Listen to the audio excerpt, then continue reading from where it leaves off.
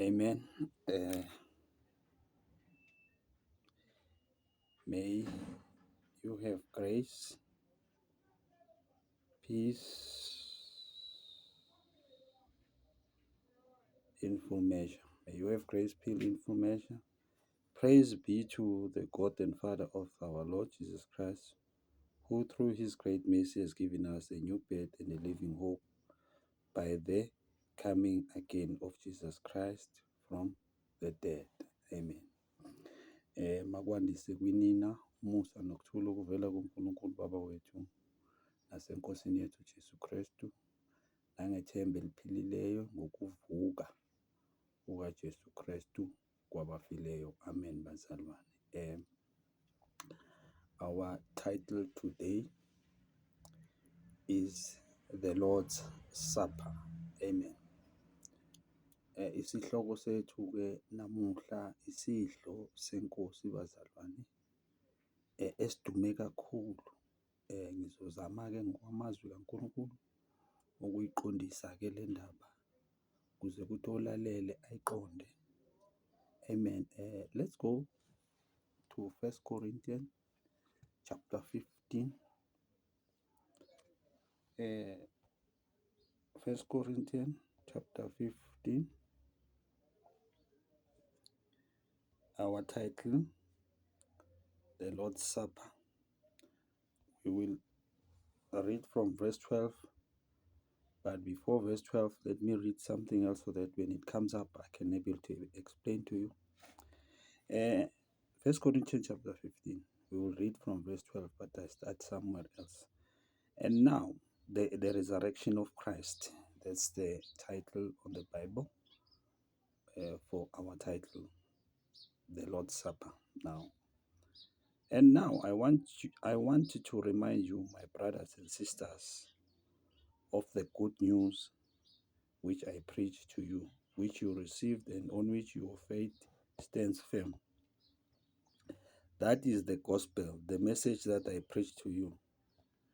You are saved by the gospel if you hold firmly to it, unless it was for nothing that you believed. I passed on to you what I received, which is of the greatest importance, that Christ died for our sins as written in the scriptures, that he was buried and that he was raised to life 3 days later, as written in the scriptures, that he appeared to Peter and then to all 12 apostles.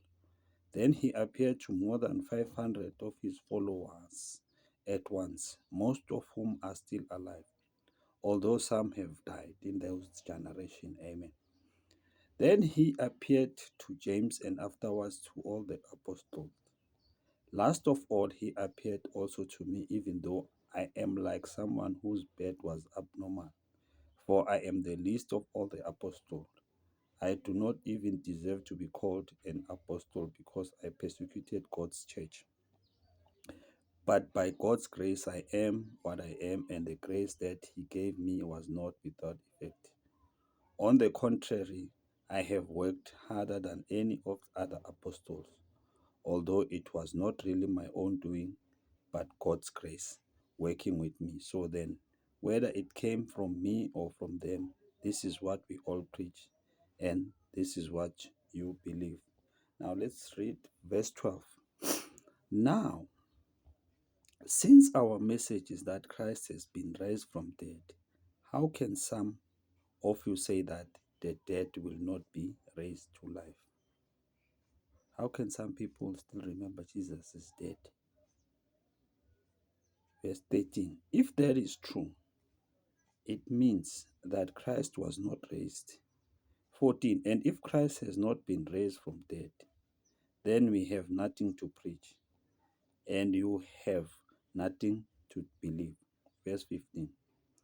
More than that, we are shown to be lying about God because we said that he raised Christ from dead. But if it is true that the dead are not raised to life, then he did not raise Christ.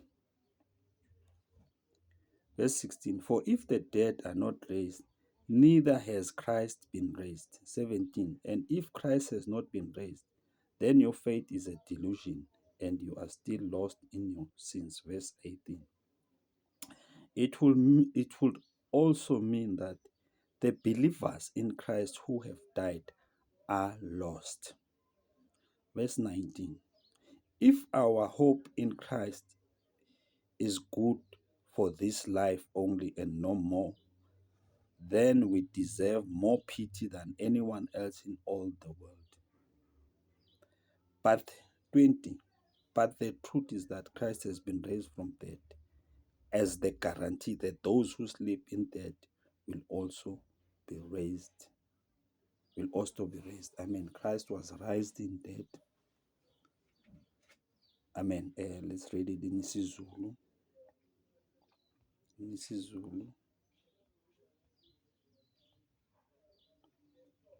First Corinthians chapter 15.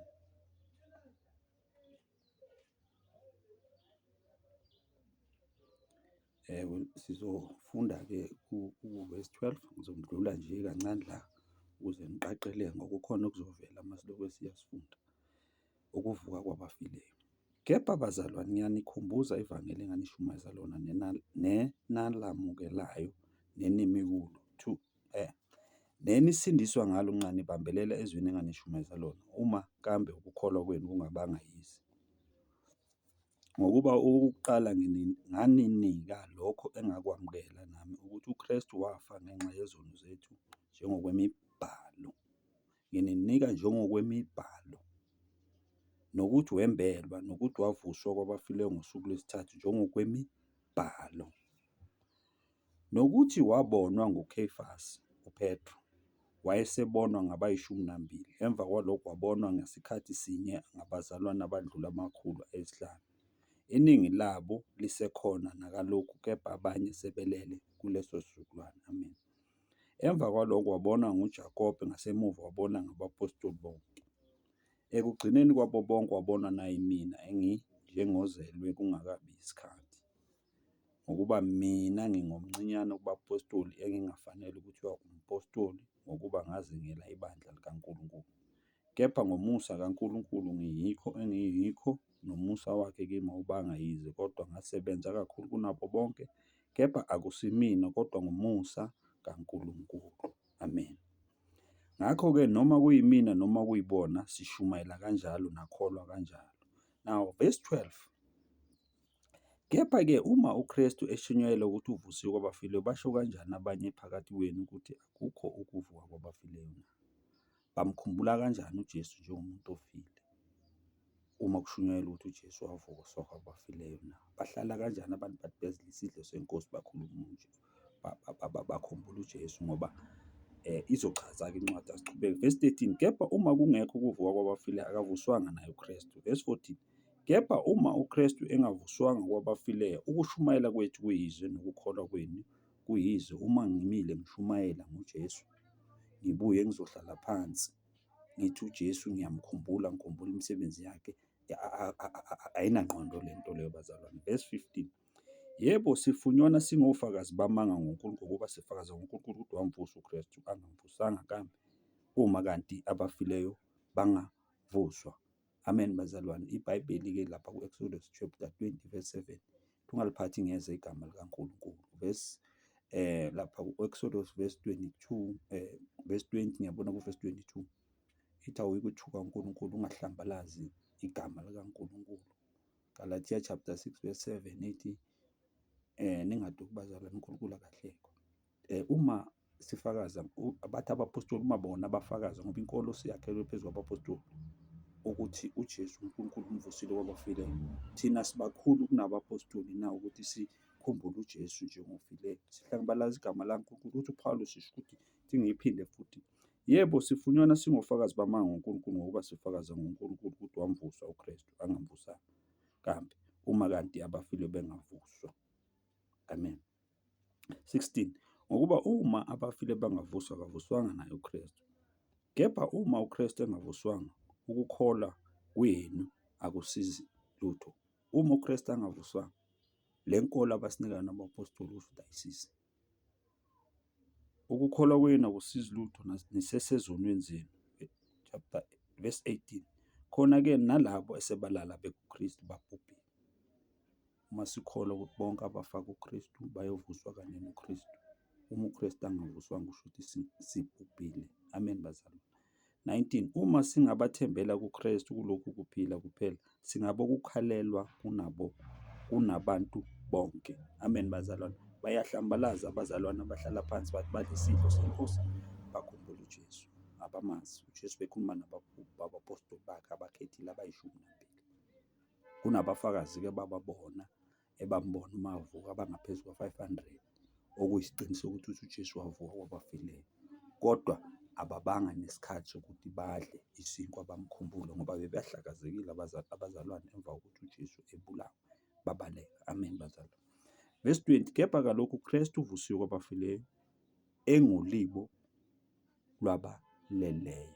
Amen. Uvusiwe uKristu kwabafileyo, Jesu uvukile, usezulwini, i-firstborn, ulibo lokuvuka kwabafileyo. Amen bazalwane. Asiyeni-ke let's go to Luka 24. Luka 24 verse 4 to 7, and then I will before I get to Luka 24 verse 4, but before I get to 4, let me clarify something else. The resurrection, that's the title on the Bible. Very early on Sunday morning, the women went to the tomb carrying the spices they had prepared. They found the stone rolled away from the entrance to the tomb. So they went in, but they did not find the body of the Lord Jesus Christ. Verse 4, as I said, we'll start in verse 4. They stood there puzzled about this when suddenly 2 men in bright shining clothes stood by them. Verse 5, full of fear, the woman bowed down to the ground. As the men said to them, why are you looking among the dead for one who is alive? Why are you looking among the dead for one who is alive? Verse 6, he is not here. He has been raised. Remember what he said to you while he was in Galilee. Verse 7, that's what he said, the Son of Man must be handed over to sinners, to be crucified, and 3 days later rise to life again. Then the woman remembered his words. Now why are you looking among the dead for one who is alive? Why do you preach Jesus as alive and then you won't sit down and remember him as dead? He is not here. He has been raised. Remember what he said to you while he was in Galilee. The Son of Man must be handed over to sinners, be crucified, and 3 days later rise to life. Verse 8, the woman remembered his words. Let's go to isiZulu.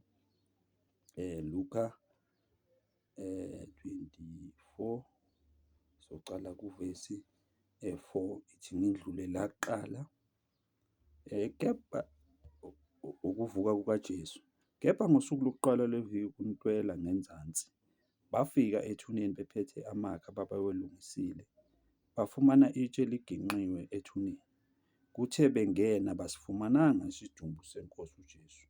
Verse 4, kwathi besasambathekile yilokho, bheka nanko amadoda amabili emi ngakubo, enezingubo ezicwebezelayo. Verse 5, besesaba bekhothamela phansi ngobuso, athi kubo, nifunelani ophilayo kwabafileyo na? Bafunani abazalwane? Ebathi bambulelwe. Bamfunelani uJesu kwabafileyo? Bamkhumbula kanjani uJesu kwabafileyo na? Besesaba bakhothamela phansi ngobuso, athi kubo, nifunelani ophilayo kwabafileyo? Kakho lapha, kepha uvukile. Khumbulani ukukhuluma kwakhe kini eseseGalile, ethi indodana yomuntu imele ukukhashelwa ezandleni zabantu abayizoni, ibethelwe, ivuke ngosuku lwesithathu. Verse 8, bawakhumbula-ke amazwi enkosi. Amen, bazalwane. Baya baphethe amakha bathi bayoqoba isidumbu sikaJesu, bafumana ukuthi uJesu isidumbu sakhe asikho, uvukile phela kwabafileyo. Babona-ke namadoda amabili, iy'ngilosi, zababuza ukuthi nifunani ophilayo wabafileyo na? Phela ushilo ukuthi uzovuka. Nabantu nanamhlanje ingqondo zabo zisathi uJesu ufile, bamkhumbula njengofileyo, kodwa babuye bashumayele uJesu inkosi nomsindisi, kodwa babuye bamkhumbule njengomuntu ofileyo. Amen, bazalwane. Asiyeni let's go to Hebrews. I'm rushing so that I can see if I can explain. Hebrew chapter 6. Hebrew chapter 6. Hebrew chapter 6. Verse 6, I think. Yeah, Hebrew chapter 6, verse 6. But before that, I will start here.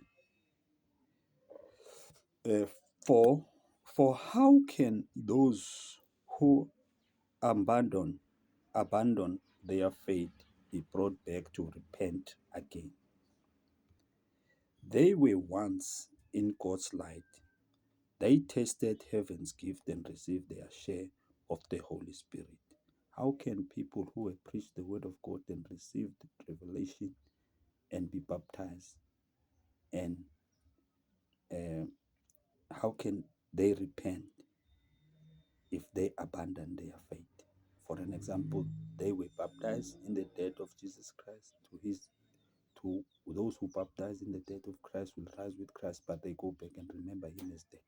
How can those who abandon that faith be brought to life?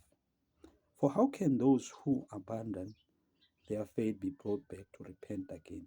They were once in God's light. They tasted heaven's gift and received their share of the Holy Spirit.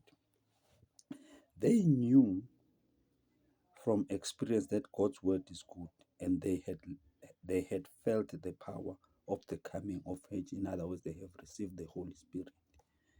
Verse 6, where we go on. Verse 6, and then they abandon their faith. It is impossible to bring them back to repent again, because they are again crucifying the Son of God and exposing to public shame. If you still remember Jesus is dead, you say you're breaking bread, you're drinking his blood, you are crucifying the Son of God and exposing him to public shame. Remember the words, the two men who were standing talking to the woman, they said, Jesus said, he told them that he will be handed over to sinners and be crucified and be raised 3 days later. Now Jesus is raised, but if you remember him as dead, you are exposing him to public shame. Stop doing that. Sizulu.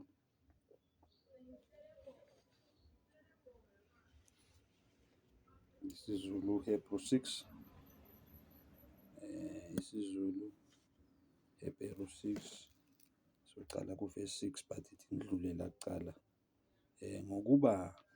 Ngokuba akunakwenzeka ukuba lapho esabeke bakhanyiswa banambitha isiphiwo sasezulwini benziwa bahlanganyela kumoya ongcwele. Banambitha izwi elihle likaNkulunkulu namandla ezwe elizayo. Verse 6, babuye bahlubuka. Akunakwenzeka ukuba babuye bavuswe baphenduke. Lokhu sebezibethelela indodana kaNkulunkulu, bayithela ngehlazo. Abashunyayezwa izwi, balamukela, bababhadisa, bamukela umoya ongcwele. Ngenxa yokuthanda imali bahlubuka, sebathi bakhumbula uJesu njengofile, bamthela ngehlazo, bathela even noNkulunkulu ngehlazo. Ngoba lapho 1 Corinthians chapter 15 kuverse 15 ithi uma abapostoli bona bashumayela ukuthi uJesu uvusiwe kwabafileyo, angavuswanga, usho ukuthi bakhuluma amanga ngoNkulunkulu. So nabo-ke laba abazenza ngathi bakholwa, bambona uJesu, bakholwa ukudlula abapostoli, ngoba abapostoli abasidlanga isidlo, besingekho isikhathi sesidlo. Isinkwa sizontshela ukuthi isinkwa siyini. Ngibuye babuye, verse 6, Hebrew chapter 6 verse 6, babuye bahlubuka. Akunakwenzeka ube babuye bavuswe baphenduke. Lokhu sebezibethelela indodana kaNkulunkulu bayithela ngehlazo. Ukhumbula amazwi akhuluma iley'ngilosi ezimbili kulabesifazane. Athi uJesu washo ukuthi uzonikelwa ezandleni zezoni, abulawe, abethelwe, avuswe ngosuku lwesithathu. Uma-ke nina uJesu uvusiwe, nina nimkhumbula njengomuntu ofile, nimbethela nina eziphambanweni, nimthela ngehlazo phakathi kwabantu, makholwa mbumbulu. Ayikho le nto yesidlo, kungukudlala, kwenza imali, ukufundisa into engekho. uJesu uyaphila. Amen, bazalwane. And then let's go to Acts chapter 2, njengoba uPawulu asho ukuthi wabonwa abobani uJesu. Let's go to Acts chapter 2 as the Apostle Paul is saying who saw Jesus.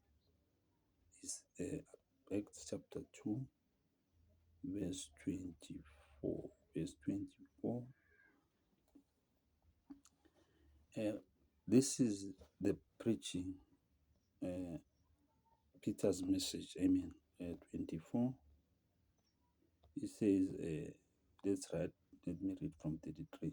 In accordance with his own plan, God had already decided that Jesus would be handed over to you, and you killed him by letting sinful men crucify him. 24. But God raised him from dead, setting him free from its power, because it was impossible that death should hold him prisoner. It was impossible that death should hold Jesus Christ. Impossible to hold him prisoner. How do people go back and say they remember Jesus is dead? It's a shameful purpose of making money. We are going there. NgesiZulu, Acts Izenzo 2 verse 23.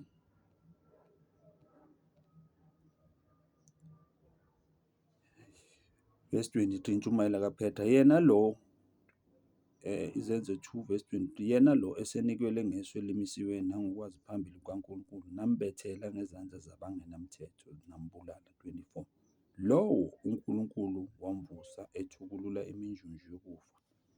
Lokhu kwakungena kwenzeka ukuba abanjwe yikho. Amen. Kwakungena kwenzeka ukuthi uJesu abanjwe ukufa. Verse 32 and 33, sizokwazi ukuqhubeka kahle. Verse 32 and 33. 32, uPetro aqinisekisa uJesu lo uNkulunkulu wamvusa esingofakazi bakho. Remember, inkolo yethu iyakhiwe phezu kwesisekelo sabapostoli nabaprofeti. Now uyasho la umpostoli uthi uJesu lo uNkulunkulu wamvusa esingofakazi bakho thina. So ngakho ephakanyiselwe ngakwesokunene sikaNkulunkulu, esamukele kuyise isithembiso sikaMoya ONgcwele, wakuthulula lokhu enikubonayo nenikuzwayo okuwuMoya OYingcwele. Amen, bazalwane. Let me go back lapha kwi-English. Let's go back to English, to verses 32 and 33. Petro says, God has raised this very Jesus from dead, and we are all witnesses to this fact. 33, he has been raised to the right hand side of God his Father, and has received from him the Holy Spirit as he had promised. What you now see and hear is his gift that he has poured out on us as a promise that they must go to Jerusalem and wait the promise of God, which is the Holy Spirit. Now Peter is preaching here that they are witnesses that God raised Jesus Christ from dead. How can people make sport of Jesus. Acts chapter 10, verses 40 to 43, because these are witnesses who have seen Jesus. It's Peter again. But God raised him from dead 3 days later and caused him to appear, not to everyone, but only to the witnesses that God had already chosen. That is to us who ate and drank with him after he rose from dead. 42. And he commanded us to preach the gospel to the people and to testify that he is the one whom God has appointed judge of the living and the dead. 43. All the prophets spoke about him, saying that all who believe in him will have their sins forgiven through the power of his name. Remember, our Christianity is built on the foundation of the apostles and the prophets. Just like 1 Corinthians, Paul said that he is passing on us what he has written, what he has read from the scriptures. He's not saying people should do what he said. I'm passing to you what I have read, that Jesus died and Jesus was raised from the dead. Jesus is alive. Now, here Peter is saying, but God raised him from dead 3 days later and caused him to appear. Not to everyone, but only to the witnesses that God had already chosen. That is to us, who ate and drank with him after he rose from dead. This is Acts chapter 10, verse 41. Not to everyone, but there are people who are running ahead of the apostle, pretending to be witnesses.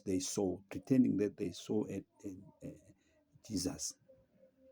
They are doing what the apostle didn't tell them to do. The apostle say, not to everyone, but to the witnesses that God had already chosen. That is to us, who ate and drank with him after he rose from the dead.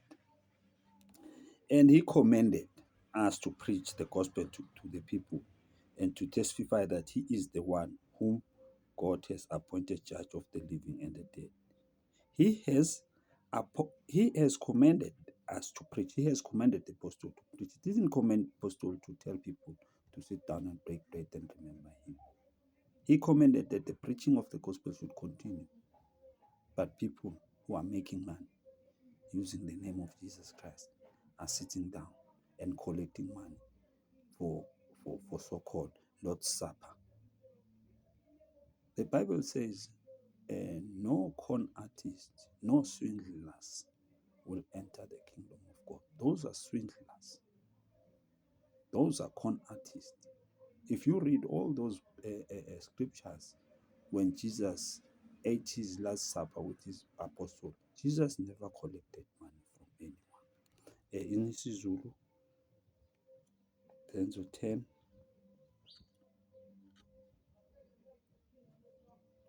verse 40. uPetro futhi la uthi lowo izenzo 10 verse 40, lowo uNkulunkulu wamvusa ngosuku lwesithathu wamnika ukuba abonakale kungekubantu bonke kodwa kithina singofakazi ababekhethiwe nguNkulunkulu ngaphambili. Bofakazi ababekhethwe uNkulunkulu ngaphambili, akabonwanga yiwo wonke umuntu. Namhlanje bahlala ngathi uJesu bayamazi, bambona. Amen. Abakabathumanga lowo uNkulunkulu wamvusa ngosuku lwesithathu wamnika ukuba abonakale kungekubantu bonke kodwa kithina esingofakazi, abapostoli bangofakazi ababekhethwe nguNkulunkulu ngaphambili, esasidla siphuza naye emva kokuvuka kwakhe. Bebedla bephuza naye emva kokuvuka kwakhe bambona. Verse 42, ukuvuka kwakhe kwabafileyo. Verse 42, wasiyala ukuba sishumayele kubantu sifakazi ukuthi nguye omiswe nguNkulunkulu ukuba abe ngumahluleli wabaphilayo nabafileyo. Verse 43, ngaye bonke abaprofeti bafakaza ukuthi ngegama lakhe bonke abakholwa nguye bayokwamukela ukuthethelelwa kwezono. Amen, bazalwane. Ngeke uthethelelwe izono, ukholwe inkosi Jesu mawuqeda ubuye wena uthi ukhumbula uJesu njengofileyo. Akunakwenzeka ukuthi ubuye usindiswe mzalwane. Usuthela uNkulunkulu ngehlazo nje. Uthela inkosi yethu uJesu ngehlazo. Uthi uJesu ufile, uJesu uvukile. Umafa avuka uJesu, But because of the shameful purpose of making money, people are doing it. And let's go to First Peter chapter 1, verse 8. First Peter chapter 1, verse 8. First Peter chapter 1, verse 8.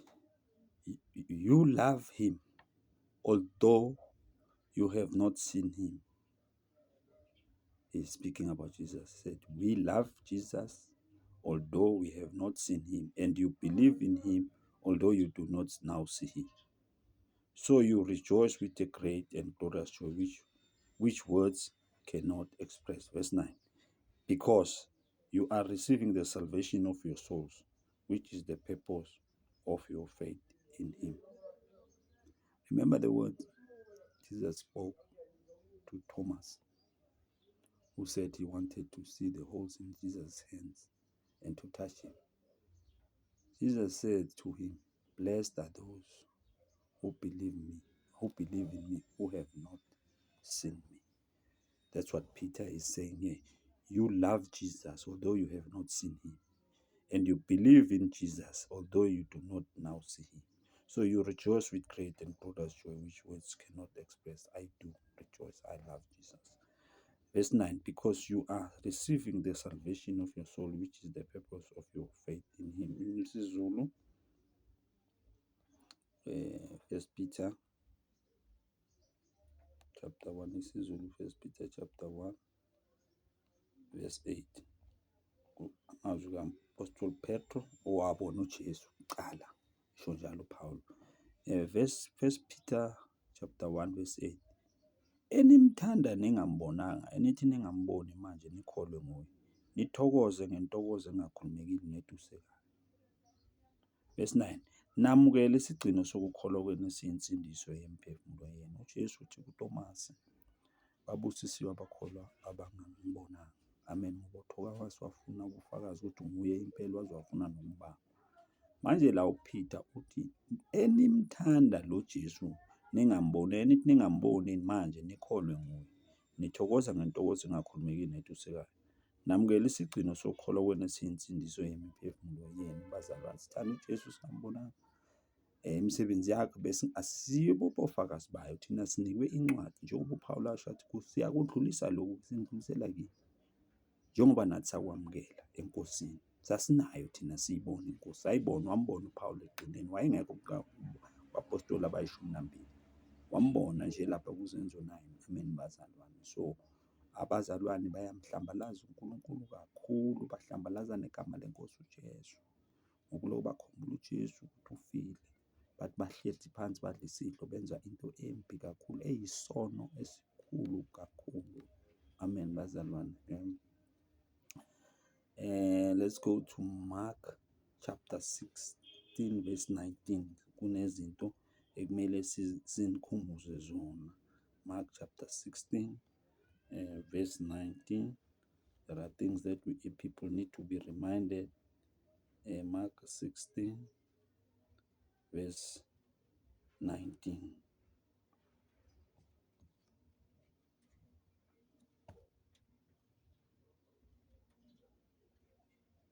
Mark 16,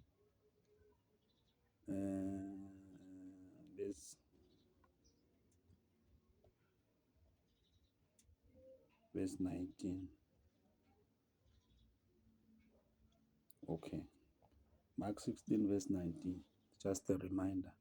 After the Lord Jesus had talked with them, he was taken up to heaven and sat at the right side of God. 20.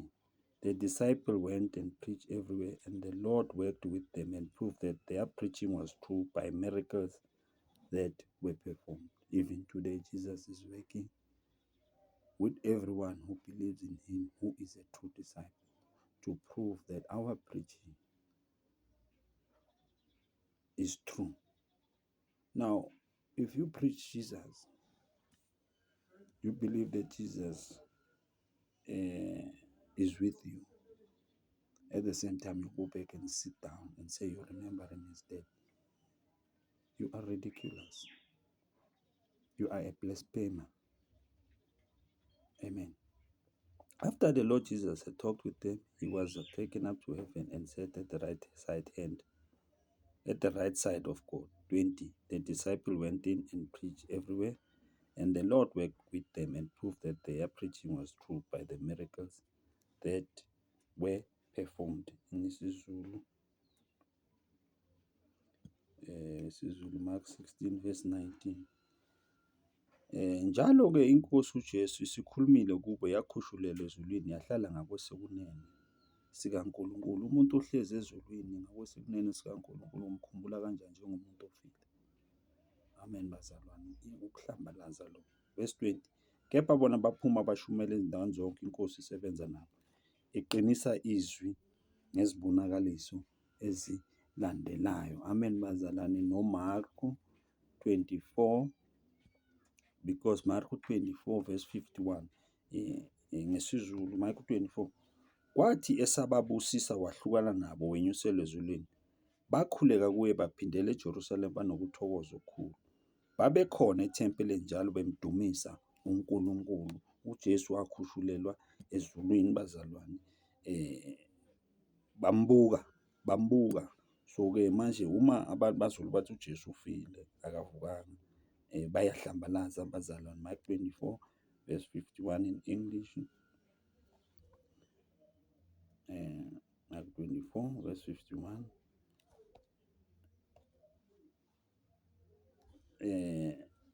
As he was blessing them, he departed from them and was taken up into heaven. 52. They worshipped him and went back into Jerusalem filled with great joy.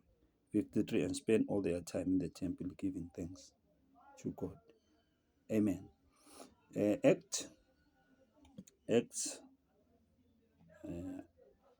Acts chapter 1 verse 9 and 11. Chapter 1 verse 9 to 11. Acts chapter 1.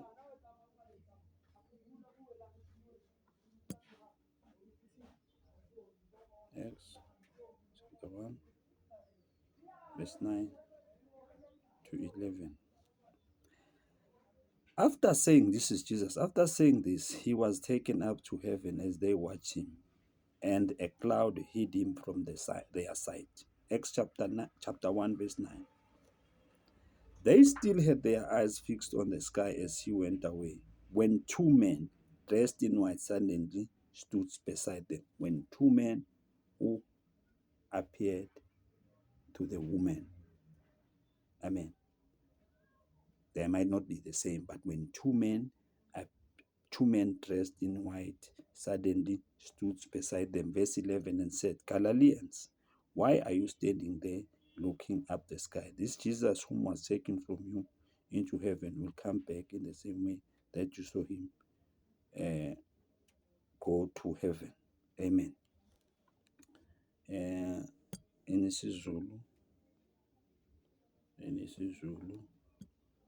izenzo 1, 9 and 11. isiZulu izenzo 9 and 11 ngisaqinisekisa nje ukuthi uJesu. Kwathi eseshilo lokho wakhushulelwa, bebuka ifu lamsusa emehlweni abo. Bathi beseqolozele ezulwini emuka, amadoda amabili ayemi kubo embethe izingubo ezimhlophe njengoba ayemi kulabo besifazane. Athi, madoda aseGalile, nimeleni nibheka ezulwini? uJesu lo osuswe kini enyuselwe ezulwini uyakuza kanjalo njengalokho nimbonile aya ezulwini. Amen, bazalwane. Ngisazama nje ukuqedelela le ncwadi lezi. Sizoya kuLuka 22. Luka 22 yincwadi abayikhetha abazalwane ukuthi-ke baqole ngayo abantu.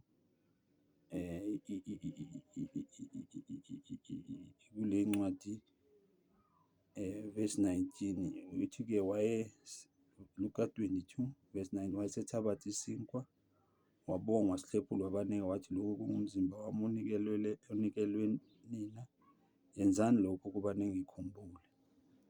20, kanjalo-ke nesitsha emva kokudla, ethi, lesi sitsha siyisivumelwano esisha egazini lami elithululela nini. Amen. And then-ke in English, this is the Luke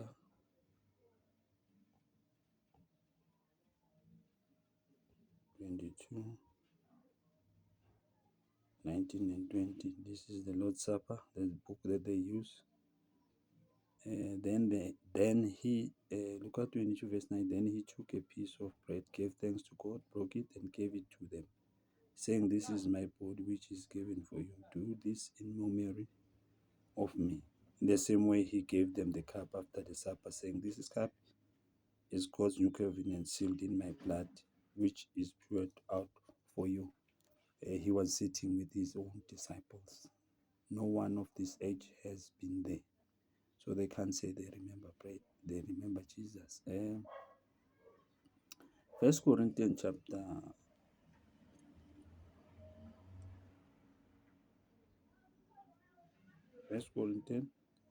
11, verse 23 to 26.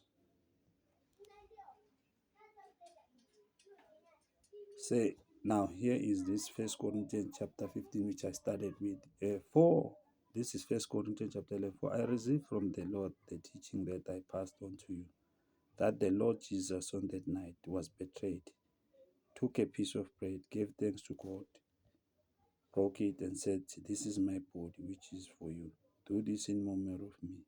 The same way, after the supper, he took the cup and said, this cup is God's new covenant, sealed with my blood. Whenever you drink it, do it in memory of me. Verse 26, this means that every time you eat this bread and drink from this cup, you proclaim the Lord's death until he comes. Amen. It follows that if anyone eats the Lord's bread or drink from his cup in a way that dishonors him, he or she is guilty of sin against the Lord's body and blood. If you do something that dishonors him, he or she is guilty of sin against Lord's body. Now, if you read all those scriptures they use to con people, Matthew, Mark, and Luke. It's Matthew 26, Mark 14, and Luke 22. Nowhere Jesus collected money for the Lord's Supper. He did not collect money. However way they can craft it, but they are making it for the shameful purpose of making money. Jesus never collected money.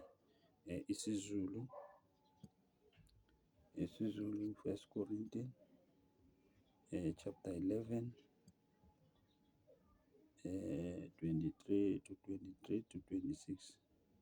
Ngokuba mina ngakwamukela enkosini lokho nenganinika kona, ukuthi iNkosi uJesu ngalobo busuku akhashelwa ngabo, wathabatha isinkwa, wabonga, wasihlephula, wathi, lokhu kungumzimba wami ohleshulelwe nina.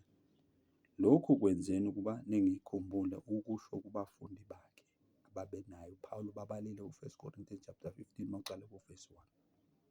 Kwenzeni lokhu ukuba ningikhumbula? Umkhumbula umuntu ongazange uhlale naye kangakanani-ke kuthiwa umuntu ufile. Uma kungathiwa isihlobo sakho sifile, usazoya emathoneni wena uyosibheka? Ngeke uye emathoneni, uzoya la akhona. Amen. Thina uthi umpostoli Paul uColossae chapter 3, uma nafa kanye noKristu, funana kwaphezulu lapho ehlezi khona uKristu. Nifunani? Nimfunelani emathuneni? Nimfunelani kwabafileyo uJesu? Kodwa kungenxa yokwenza imali nobuqili babafundisi benu. uJesu uvukile kwabafileyo. Amen. Kanjalo wathabatha nesitsha emva kokudla kwakusihlwa, wathi, lesi sitsha siyisivumelwano esisha egazini lami. Lokhu kwenzeni ngezikhathi zonke enisiphuza ngaso ukuba ningikhumbule. Abapostoli-ke abanye abaJuda uJeremiah chapter 31 ku-31 to 34 bayazi ukuthi kwakuyisivumelwano uNkulunkulu ayeshilo ukuthi bazosishiya uzokwenza isivumelwano esisha. Yiso-ke lesi sivumelwano asenza ngegazi likaJesu, ngoba sonke isivumelwano sifafazwa ngegazi egameni lenkosi yethu uJesu Kristu. Amen, bazalwane. Ngokuba njalo nxa nidla lesi sinkwa niphuza lesitsha, nimemezela ukufa kwenkosi ize ifike. Verse 27, ngakho-ke lo odla lesi sinkwa aphuze lesitsha senkosi ngokungafanele unecala lomzimba negazi lenkosi. Bazalwane, abantu abaningi bakwenza lokho, abakwenzi ngokufanele, abakho nabesimeni. Uma wenza lento uqola abantu imali, mzalwane, cha, saba mzalwane wami, saba, unecala legazi lenkosi. Bayahlambalaza abazalwane.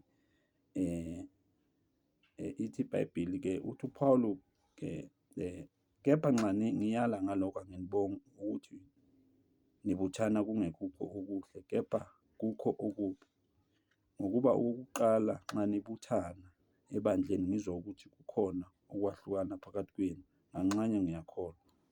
Ngokuba kumelwe kube khona amaqembu phakathi kwenu, ukuba abaqinisileyo phakathi kwenu babonakala.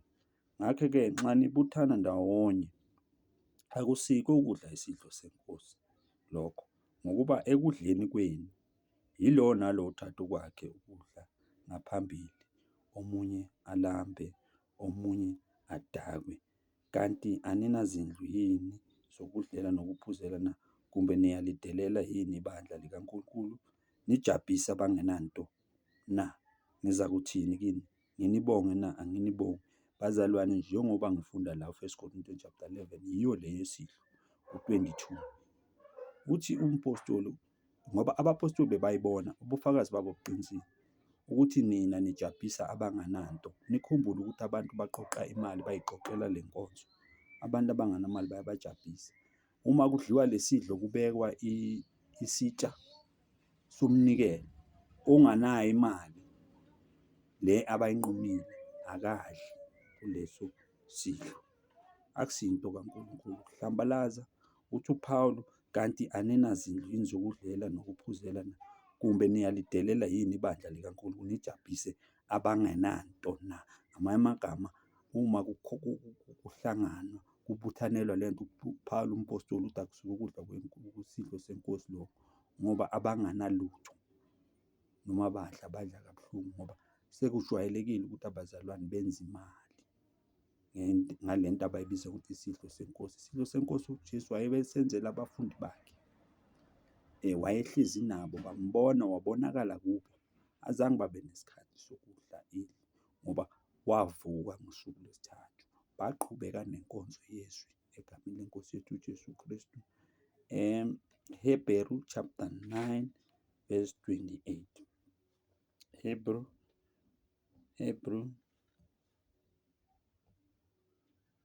chapter 9 verse 28. 27. Everyone must die once and after that be judged by God. 28. In the same manner, Christ also was offered in sacrifice once to take away the sins of men. He will appear a second time, not to deal with sin, but to save those who are waiting for him. Christ died once. He was offered once as a sacrifice. But every year people are doing the same thing. Some are doing it every Sunday. Christ was offered once. Amen. Everyone must die once and after that be judged by God. In the same manner, Christ also was offered in sacrifice once to take away the sins of men. He will appear a second time, not to deal with sin, but to save those who are waiting for him. Christ died once.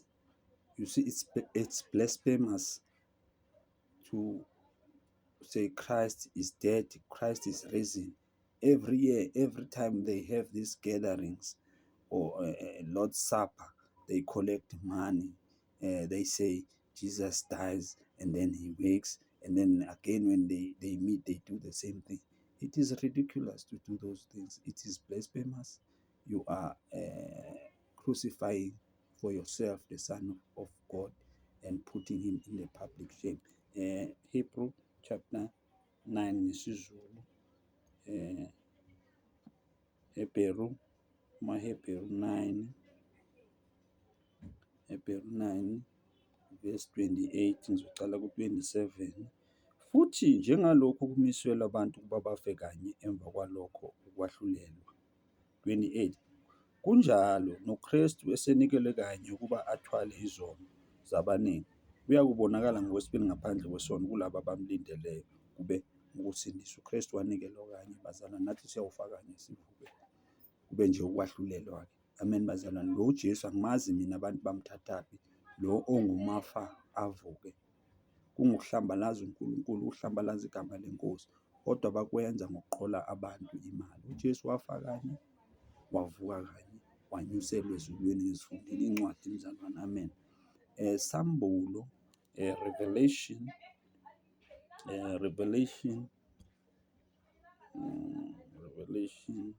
chapter 1 verses 17 to 18.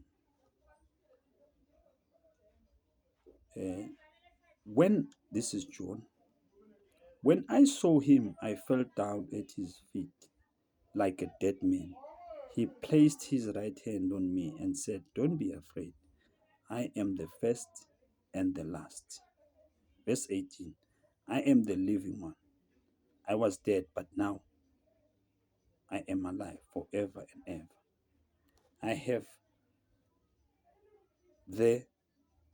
I have authority over death and the world of the dead. This is Jesus revealing himself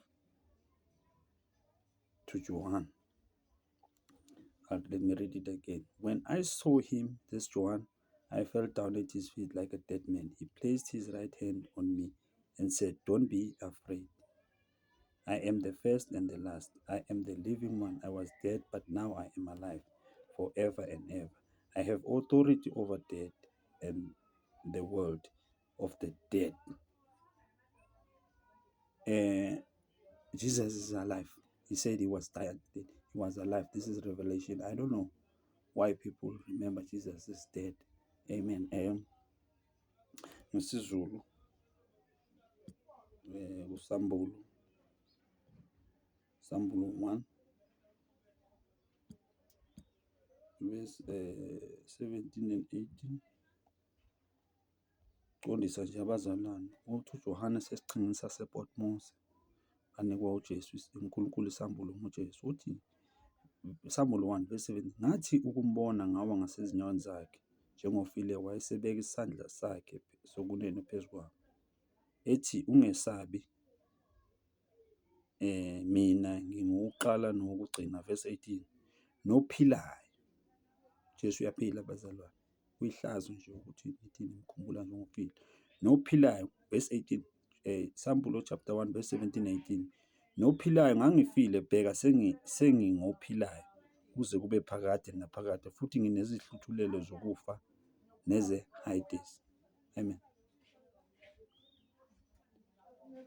Ngathi ukumbona ngawa ngasezinyaweni zakhe njengofileyo, wayesebeka isandla sakhe sokunene phezu kwami, ethi, "Ungesabi, ngingukuqala nokugcina nophilayo. Ngangifile, bheka sengingophilayo kuze kube phakade naphakade, futhi nginezihluthulelo zokufa neze-Hades." Ubefile, useyaphila.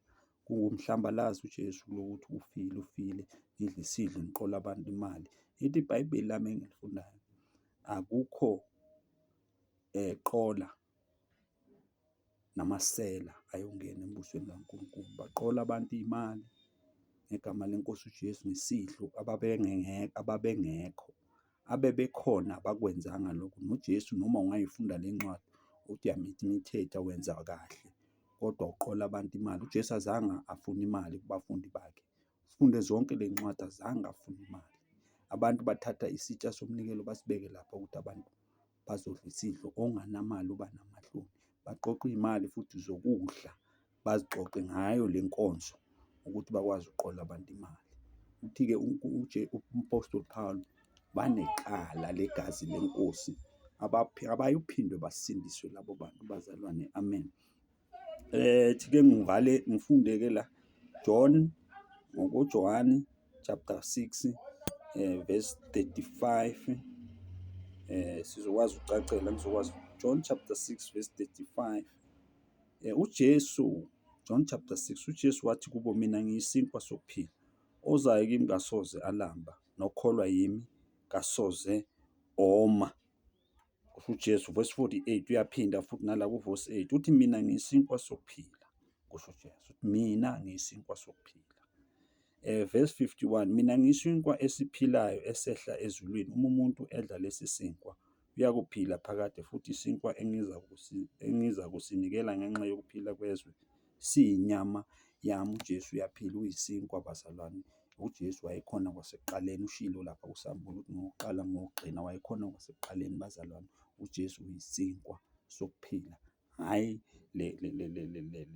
lamahlaya lokuhlambalaza kusimahlaya lokuhlambalaza abazalwane abakwenzayo John chapter 6 verse 35 I'm just wrapping up John chapter 6 verse 35 I am the bread of life. This is Jesus. John chapter 6 I am the bread of life. Jesus told them, those who come to me will never be hungry. Those who believe in me will never be thirsty. 48 John chapter 6 verse 48 I am the bread of life. This is the word of Jesus. He is the bread. No one else. There's no any other bread. I am the bread of life. Verse 51 just confirming I am the living bread that came down from heaven. If anyone eats this bread, he will live forever. The bread that I will give him is my flesh, which I give so that the world may live. This is Jesus. In closing,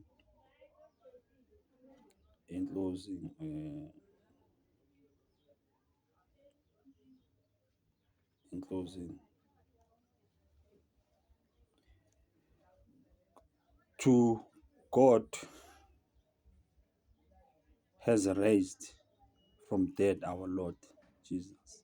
This is our God has raised from dead our Lord Jesus, who is the greatest shepherd of the sheep as the result of his blood, by which eternal covenant is sealed. May the God of peace provide you with good things you need in order to do his will. And may he, through Jesus Christ, do us what pleases him. And to Christ be glory forever and ever. Amen. I think I should repeat this. God has raised from dead our Lord Jesus Christ, who is the greatest shepherd of the sheep as the result of his blood, by which the eternal covenant is sealed. May the God of peace provide you with every good thing you need in order to do his will. And may he, through Jesus Christ, do in us what pleases him. And to Christ be the glory forever and ever. Amen. And this is so that things will better.